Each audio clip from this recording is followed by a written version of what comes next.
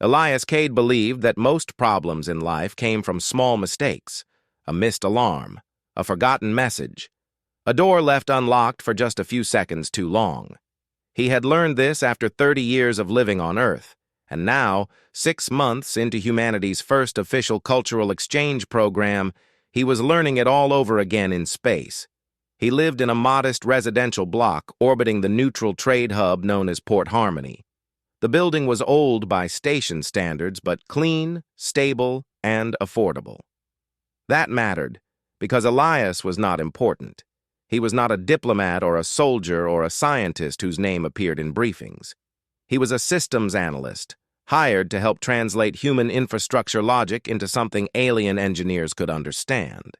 His roommate, however, was very important. Teresk of the Varelian Compact was tall, narrow, and encased most of the time in a layered environmental suit that shimmered faintly with hexagonal patterns.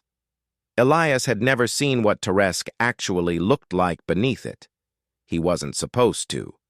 Varelians believed exposure of the true body outside of strict ceremonial conditions was deeply meaningful. Private, dangerous even. Elias knew this because it had been explained to him 3 times during orientation, twice in writing, and once in a mandatory video he barely stayed awake through. He respected it, mostly. Their shared apartment followed strict rules. Elias kept to his side. Teresk kept to theirs. They scheduled use of common spaces down to the minute. The bathroom especially had a complex rotation that involved colored lights and audible chimes. It worked. For months, it worked perfectly, until the morning everything went wrong. Elias woke up late. The station's artificial daylight was already bright when his eyes snapped open. His wrist display chimed with warnings he had ignored in his sleep. He had overslept by 40 minutes. His first meeting started in 20. He jumped out of bed, mind racing, already calculating how fast he could clean up and still make it. He grabbed fresh clothes, half aware of the quiet hum of the apartment systems adjusting temperature and pressure. What he did not register was the missing blue indicator light outside the bathroom door. What he did not remember was that the schedule had shifted the night before due to a Varelian fasting observance. And what he absolutely did not expect was the door opening. Teresk stepped inside. The moment lasted less than a second. Elias froze. Teresk froze. No one spoke. No alarm sounded. The universe did not crack open. Elias scrambled to cover himself, heart pounding, face burning with embarrassment. He stammered an apology, words tumbling over each other, trying to explain, trying to rewind time. Teresk did not move.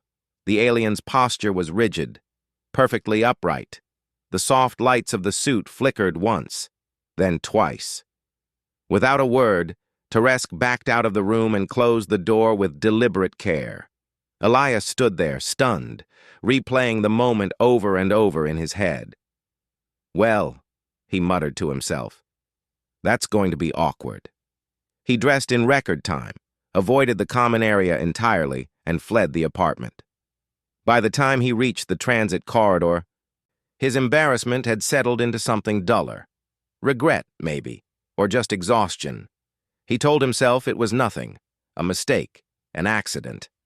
By the end of the day, he would learn how wrong he was. Teresk did not return that evening. Instead, Elias received a formal notice from the station administration informing him that his residence was temporarily under cultural review. Access logs were frozen.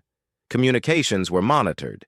He was requested, politely but firmly, to remain available for questioning. By the next morning, 2 Varelian cultural observers were waiting outside his apartment. They were identical in height and bearing to Teresk, their suits marked with silver bands of authority. When they spoke, their voices were calm and precise, filtered through translators tuned to formal diplomatic register. Elias Cade, one said, you are requested to recount the circumstances of your recent interaction with Citizen Teresk. Elias blinked. You mean the accident? The observers exchanged a brief glance. "There are no accidents," the other replied. "Only actions and their meanings." They escorted him to a quiet chamber overlooking the station's inner ring. Through the wide window, ships from dozens of species drifted past one another in carefully choreographed paths. Trade, cooperation, peace, held together by rules. Elias explained everything: the oversleeping, the schedule confusion, the door, the mistake. The observers listened without interruption. When he finished, there was a long silence. Finally, one of them spoke. "You claim you did not intend to reveal your unguarded form." "Yes," Elias said quickly. "I swear. I didn't even think—" "That is precisely the concern," the observer said. They informed him that Teresk had filed a formal report to the Varelian Compact. Not a complaint, not an accusation, a declaration. According to Varelian interpretation, Elias's action demonstrated an extraordinary disregard for hierarchical boundary, ritual armor, and personal safeguarding. Such behavior, they explained, was associated only with high-ranking figures making deliberate statements of equality or challenge. In simpler terms, Teresk believed Elias had made a cultural move of enormous significance. Elias laughed, a short, nervous sound. No, that can't be right. I was just half awake and stupid." The observers did not laugh. "One does not expose the self without purpose," one said. "To do so casually suggests either supreme status or absolute fearlessness." Elias stared at them. "Or it suggests I'm human." The observers took note of that. Within hours, the incident spread through official channels. Within a day, it leaked beyond them. Human diplomats were baffled. Varelian scholars were alarmed. Other species, watching from the edges, were curious. Had the human done it on purpose? Was it a signal? A test? An insult? A declaration of intent? Elias sat alone in his apartment that night, staring at the closed door of Teresk's room. He replayed every interaction they had ever had, every polite exchange, every careful boundary. He felt small, embarrassed, out of his depth. Across the station, Teresk sat in a secure consultation chamber, surrounded by elders displayed as holographic forms. Their attention was absolute. "You are certain," one elder asked, "that the human did not display shame as a defensive ritual?" Teresk was certain, he replied. The emotional signals were uncontrolled, unfiltered, genuine. Another elder shifted. "Then humanity lives without armor." That possibility unsettled them more than hostility ever could. On Earth, humans had evolved surrounded by exposure. Their bodies were fragile, their lives uncertain. Over time, they had learned to adapt, not by hiding everything, but by normalizing vulnerability. They built trust quickly. They made mistakes openly. They survived embarrassment, failure, and loss without collapsing their social structures. To the Varelians, this was unthinkable. By the third day, Elias was summoned again. This time, human representatives were present. They spoke carefully, trying to defuse the situation, explaining cultural differences, emphasizing intent over interpretation. But the damage, or transformation, was already underway. Reports circulated. Analyses were written. One phrase appeared again and again in alien commentary. "Humans do not protect themselves the way we do." Elias did not feel powerful. He felt tired. When Teresk finally returned to the apartment, the air between them was heavy with things unsaid. They stood in the common area, facing one another. "I am sorry," Elias said quietly. "I never meant to cause trouble." Teresk studied him for a long moment. "I believe you," he said. "That is what troubles me most." Outside, the station continued its endless rotation. Ships docked. Deals were made. Species watched humanity a little more closely than before. all because one human forgot to check a light. The station did not change its rhythm, but the way people looked at Elias did. He noticed it first in small things. Conversations stopped when he entered a room. Human co-workers smiled too quickly, their eyes searching his face as if expecting something unusual. Non-human staff watched him with open curiosity, some with what looked like caution. Elias kept his head down and did his work. He told himself that the attention would fade. The galaxy was large, bureaucracies were slow. Surely this would be explained, written up, and forgotten. It was not forgotten. 2 days after Teresk returned to the apartment, Elias was reassigned. Not fired, not promoted. Reassigned to cultural consultation support.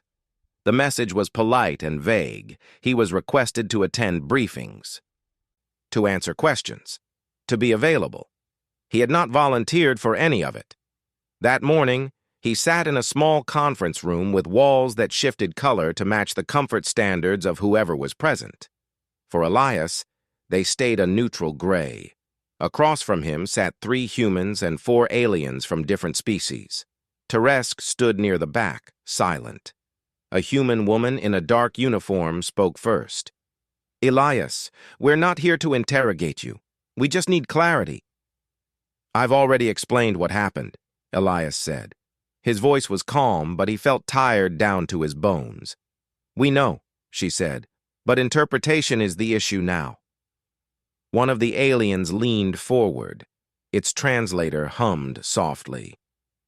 "Human Elias, was your exposure intended as a signal of dominance?"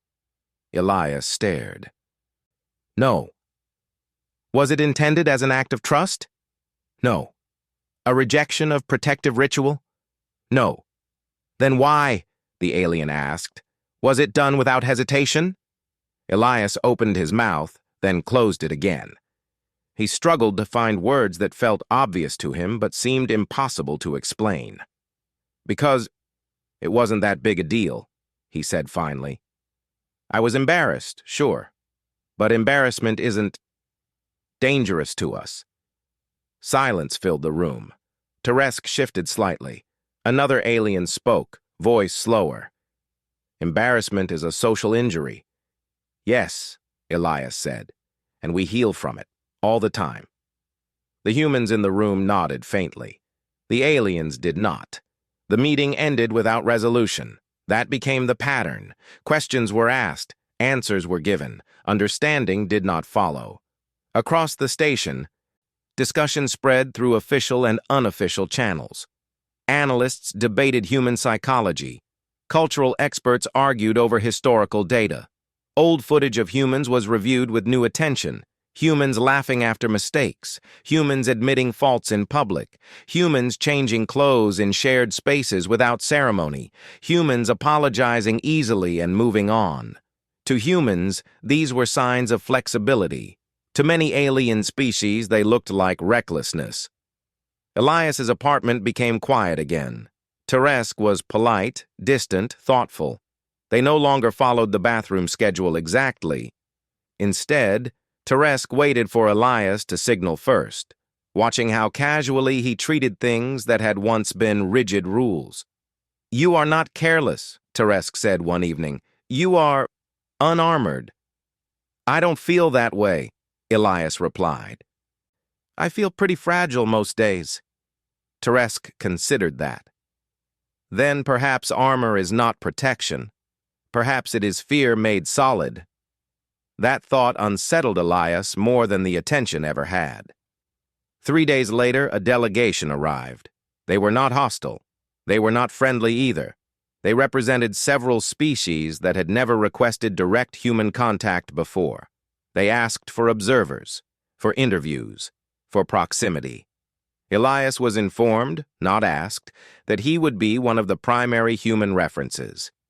"You're the example," a human official told him gently. "I don't want to be," Elias said. "I know." The first interview was recorded for Interstellar Academic Archives. Elias sat alone in a softly lit room, facing a floating lens. Questions appeared as text, translated into simple phrasing. How do humans define privacy? How do humans recover from social error? How do humans function without rigid ritual boundaries? Elias answered honestly. We mess up, he said. We say sorry. We laugh about it later, or we don't. Either way, life keeps going. And if someone uses that vulnerability against you, the system asked. Then we learn, Elias said, and we trust again anyway, or we stop trusting that person, but not everyone. The analysts reviewing the footage paused often. On several worlds, the recordings caused discomfort. On others, fascination. Some species had built entire civilizations around preventing vulnerability. They had eliminated shame through strict control, error through ritual, exposure through layers of symbolism. Humans, it seemed, had taken a different path. Elias began to hear whispers of something larger. Subtle shifts in diplomatic tone, delays in negotiations that had nothing to do with trade.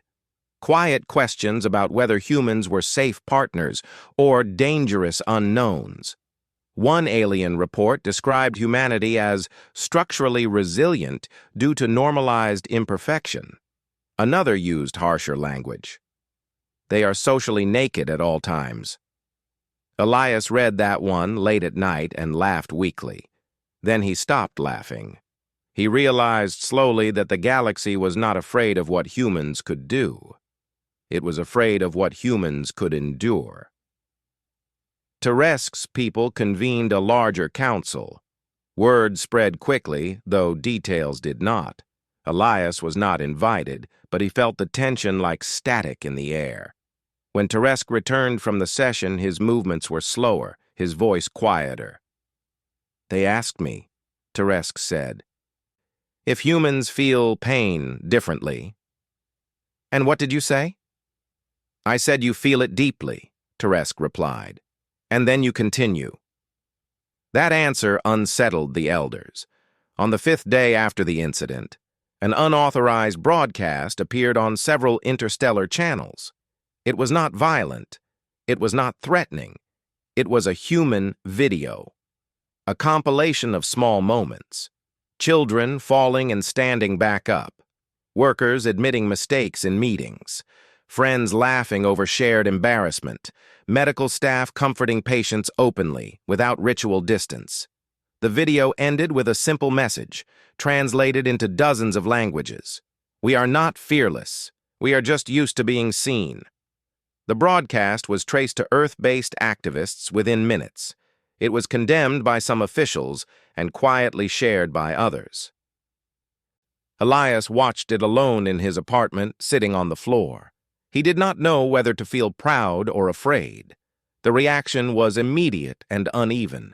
Some species dismissed it as manipulation. Others requested more information.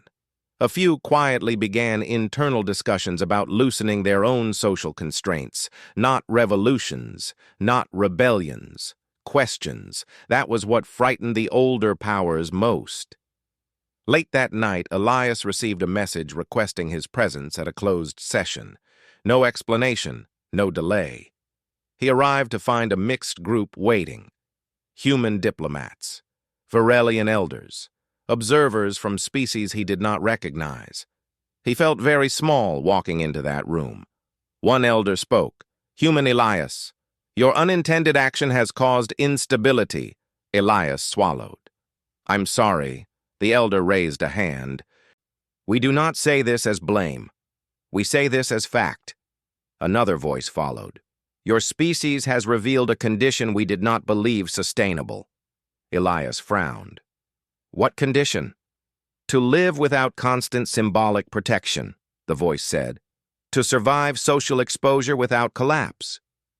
Elias thought of Earth, of crowded cities, of arguments and apologies, of people failing and trying again. We don't always survive, he said quietly. But we try. Together. The room fell silent.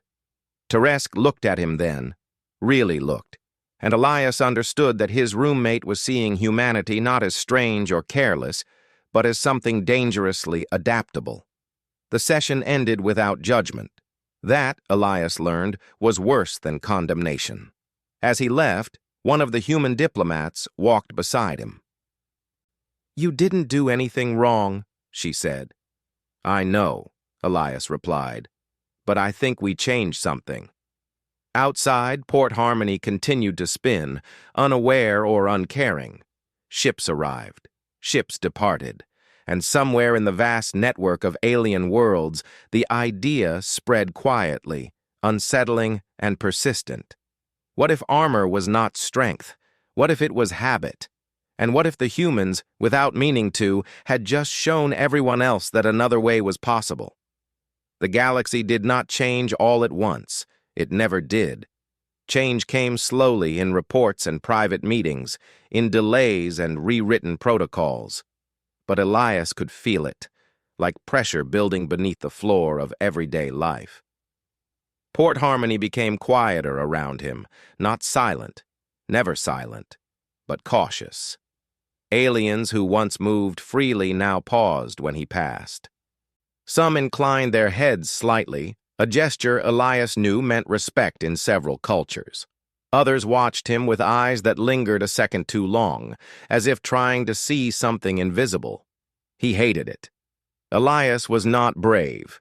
He did not feel powerful. He still woke up late sometimes. He still spilled coffee on his shirts. He still avoided mirrors when he felt awkward or tired. Nothing about him had changed, and yet everything around him had.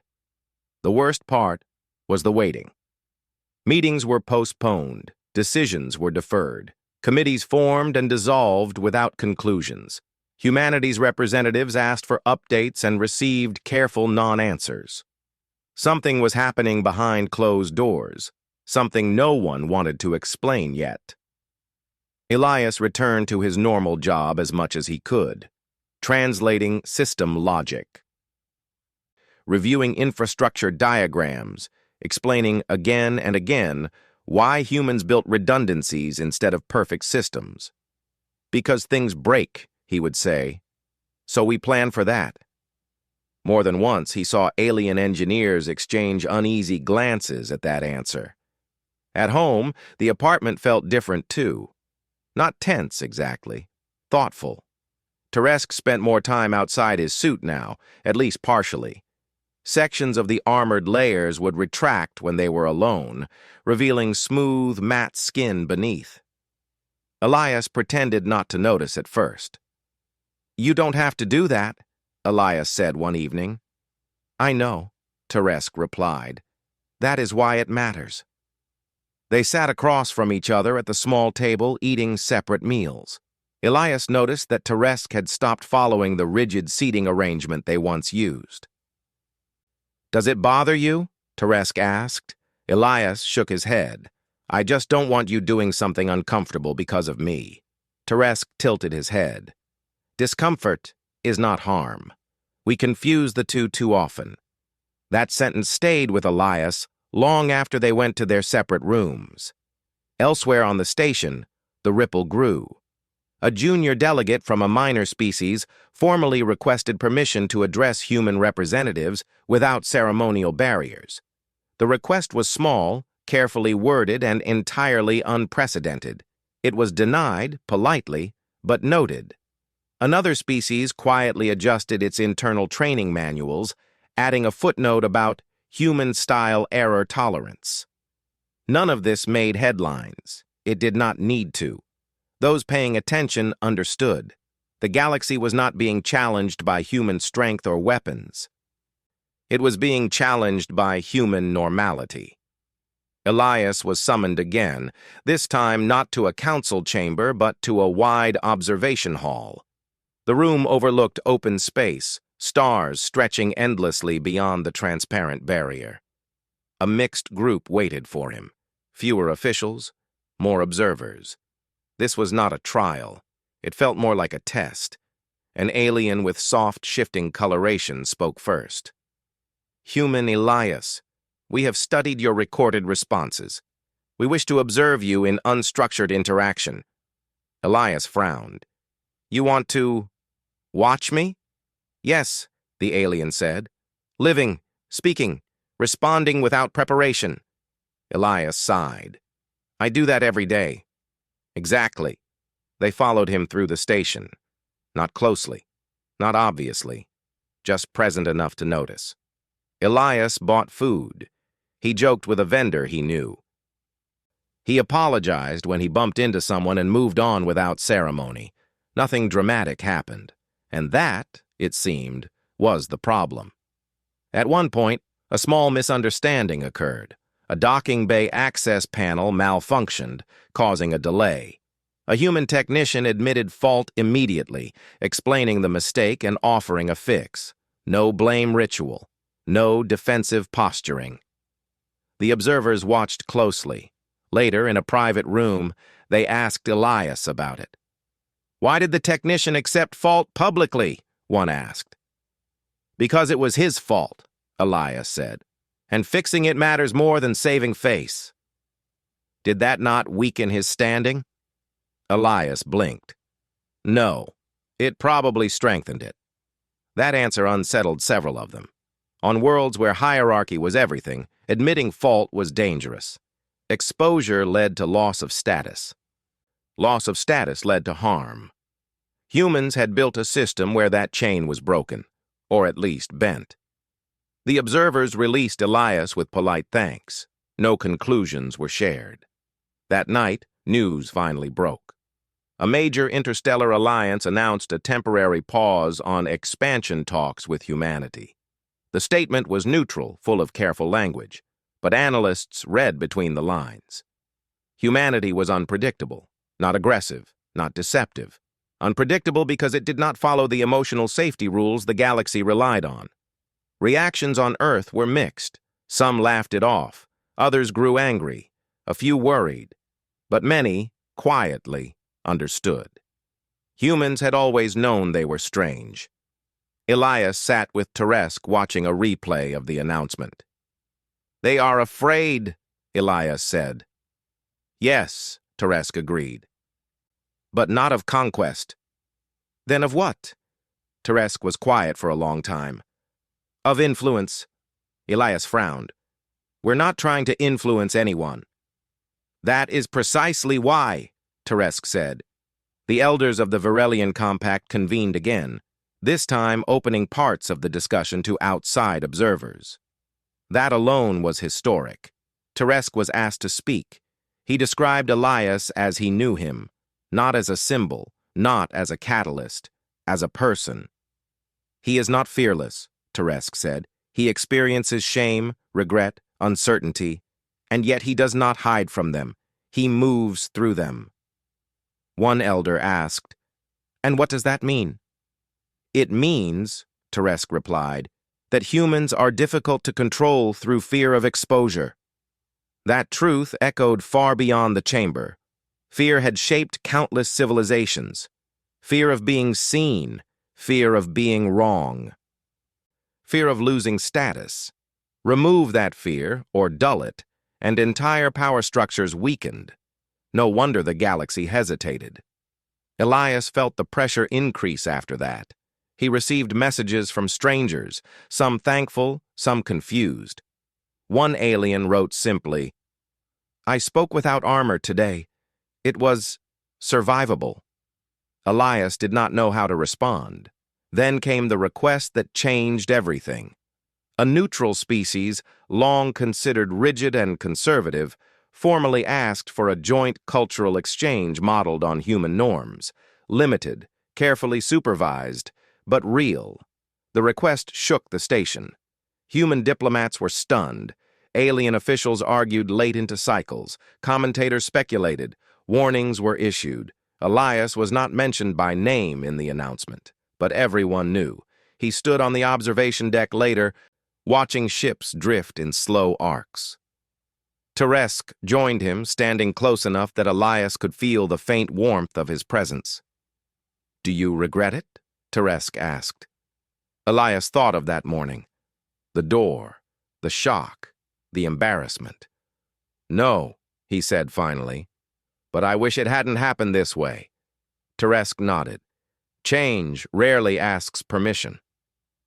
Below them, Port Harmony continued its endless work. Above them, stars burned without caring who watched. Elias understood now that the galaxy was at a quiet turning point, not because humans were better, not because they were stronger, but because they had survived something others had spent millennia avoiding, being seen, and once that truth entered the wider universe, it could not be unlearned. The pause did not last long. What followed was not a decision, but many small ones made by many different people on many different worlds. No single announcement explained it. No treaty defined it. And yet, slowly, clearly, the galaxy began to adjust its behavior around humanity. Port Harmony changed first. New guidelines appeared on public terminals, optional interaction modes, flexible ceremonial requirements. A new phrase entered official language: human-compatible engagement. At first, it was treated as a special exception, a courtesy. Then others began requesting it too. Elias noticed the change in the corridors. Some aliens removed layers of symbolic wear when speaking with humans. Others shortened their introductions. A few even admitted confusion or uncertainty out loud, something that had once been unthinkable. Not everyone approved. A group of senior diplomats from an old alliance issued a warning report. It described humanity as culturally corrosive, not because humans attacked traditions, but because they made them feel unnecessary.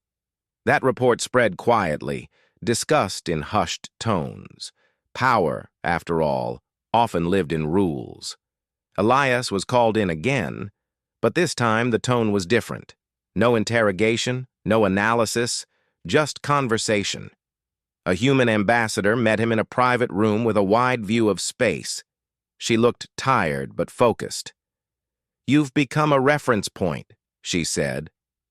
"I didn't agree to that," Elias replied. "I know," she said gently, "but history doesn't wait for consent." She explained that several species were reconsidering how they structured authority, not dismantling it, questioning it. They were asking whether strict control truly prevented chaos, or merely postponed it. "And they're looking at us," Elias said. "Yes," the ambassador said. "Not because we're perfect, because we're functional." Elias rubbed his face. "That's a low bar." "It's a rare one," she replied. Teresk felt the pressure too. Within the Varelian Compact, debate had intensified. Younger members asked uncomfortable questions. Why did exposure equal danger? Why was trust so restricted? Why had fear shaped so much of their behavior? The elders did not like those questions. Teresk was summoned more often now, asked to explain, to defend, to clarify. Each time, he spoke carefully but honestly. The human did not collapse, he told them. He did not demand compensation or status. He continued living. "And that concerns you?" an elder asked. "Yes," Teresk replied, "because it suggests our fears may be optional." That was not an argument elders liked. Elias and Teresk talked late into the artificial nights. Not about politics, about smaller things, childhood memories, food preferences, embarrassing stories.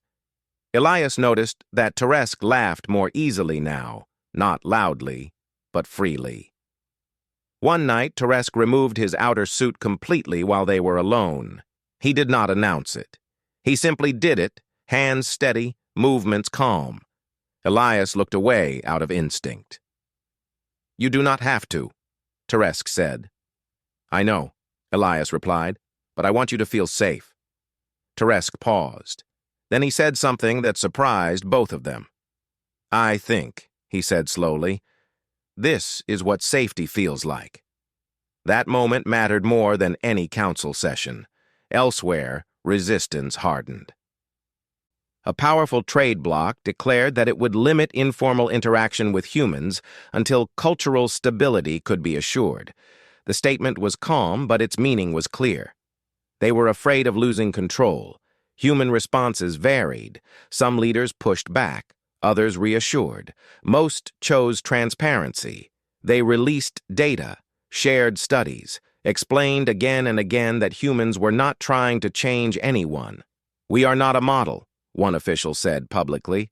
"We are a case." That distinction mattered to some, not to all. Elias was invited to observe a pilot exchange session between humans and a non-aligned species. No ceremonies, no symbolic barriers, just conversation. The aliens were nervous. So were the humans. At first, the room was quiet. Too quiet.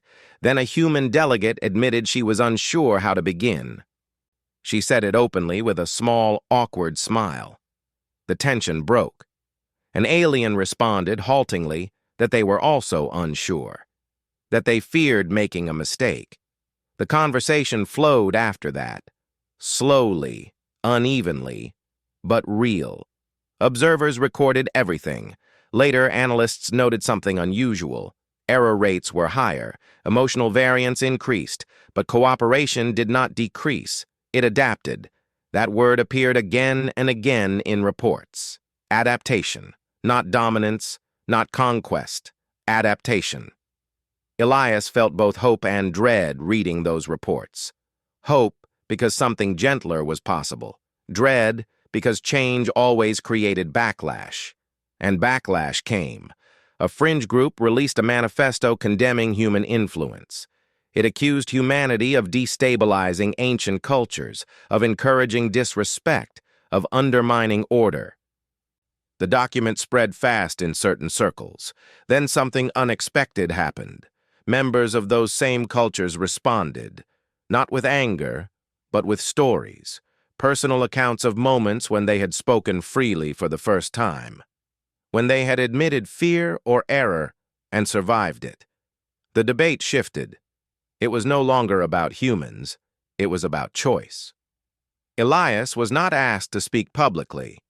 That was deliberate. Human leadership wanted to avoid turning him into a symbol any more than he already was. But he still felt responsible.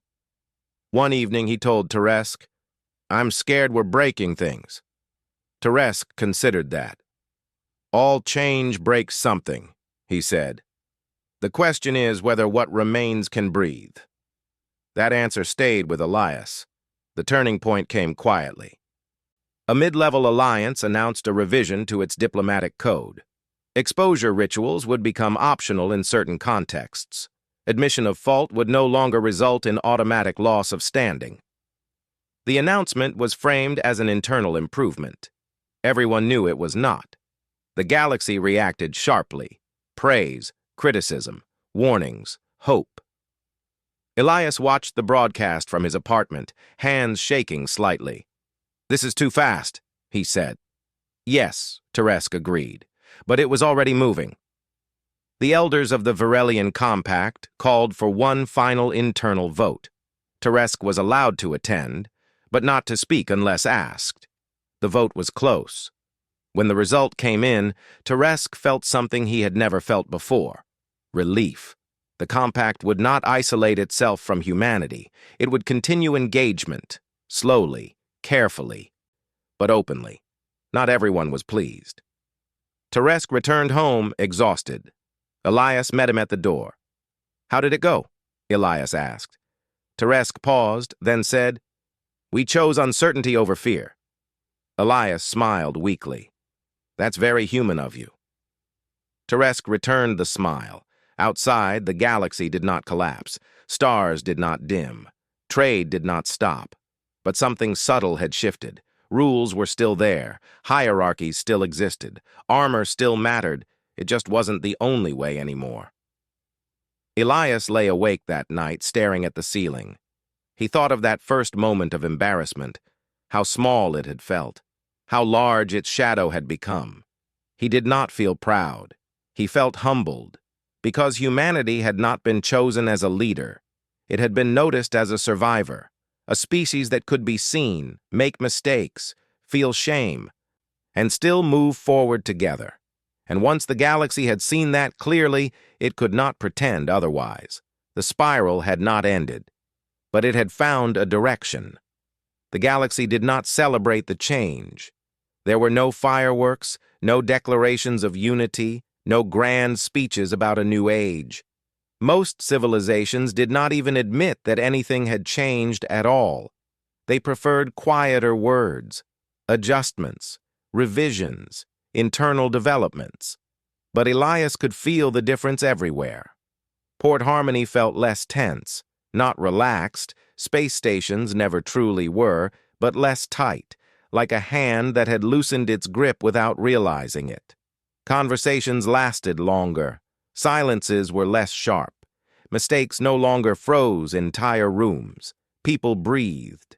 Elias was no longer summoned daily. Meetings still happened, but they were shorter. More practical. The galaxy, it seemed, had moved from asking what humans were to asking how to work with them. That felt like progress. Elias returned fully to his old job. Systems, diagrams, logic flows. The work grounded him. Machines made sense. They failed honestly. They did not pretend to be perfect. One afternoon, while reviewing a station upgrade, an alien engineer openly admitted a design flaw in front of a mixed team. No ritual pause, no defensive explanation. Just a statement and a proposed fix. The room did not collapse. The project moved forward. Elias said nothing, but he felt something settle in his chest. At home, life found a new rhythm. Teresk no longer wore his armor around Elias at all. Not because he rejected it, but because he no longer needed it there. Their conversations were easier now, less careful. They argued sometimes, they disagreed, they apologized. Once Teresk forgot a shared task. When Elias pointed it out, Teresk froze, old instincts flaring. Then he exhaled. "You are correct," he said. "I made an error." Elias smiled. "It happens." Teresk studied him. "And I am still myself." "Yes," Elias said softly. "You are." That mattered. Across known space, changes continued. Some alliances tightened their rules, reacting against the shift. Others loosened them cautiously. A few embraced new hybrid systems, mixing tradition with flexibility. Humanity did not lead any of it. Humanity simply existed within it. Earth received new requests, cultural advisors, educational exchanges, not demands, invitations. Some were accepted, some were declined. Humans argued among themselves as they always did. The galaxy watched that too. "They disagree openly," one alien analyst noted, "and yet remain functional." That report circulated widely. Elias was asked once more to attend a council, not as a subject, but as an observer. He almost refused. Then he went. The chamber was different now. Fewer barriers, less symbolic distance. Elders still sat high, but their voices were not absolute anymore. A proposal was being discussed. A shared framework for conflict resolution that allowed admission of error without loss of standing. The debate was intense. Some argued it would weaken authority. Others argued it would strengthen trust. Voices rose. Tempers flared. Then something happened that would have been unthinkable months ago. An elder paused mid-argument. "I am uncertain," they said. The room froze. The elder continued. "I do not know if my position is correct, but I fear what may happen if we never test another way." Silence followed. Not shocked silence. Listening. Silence. The proposal passed narrowly. Elias felt his throat tighten. Not with pride, with awe. After the session, Teresk stood beside him, watching delegates disperse. "You did not speak," Teresk said. "I wasn't supposed to," Elias replied. "And yet you were present." Elias shrugged. "Sometimes that's enough." The galaxy did not become human. That was never the outcome. Armor did not vanish. Hierarchies did not fall overnight.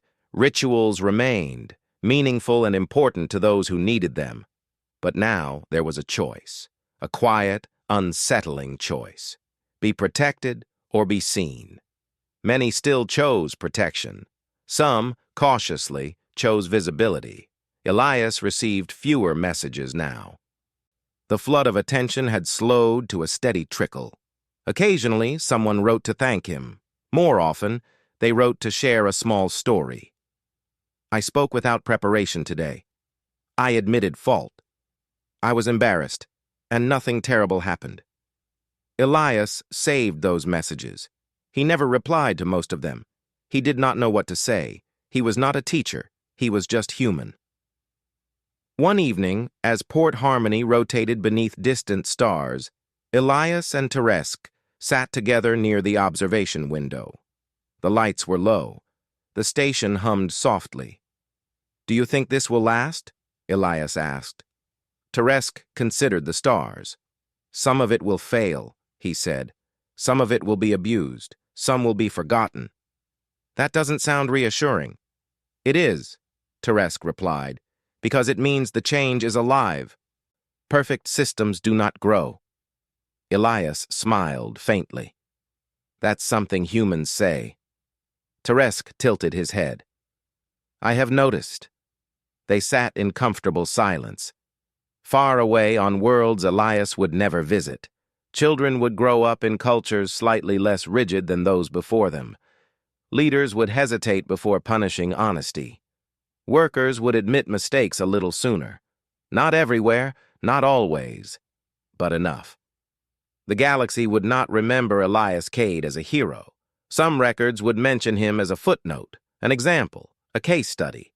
Others would forget his name entirely. That was fine. History did not need him.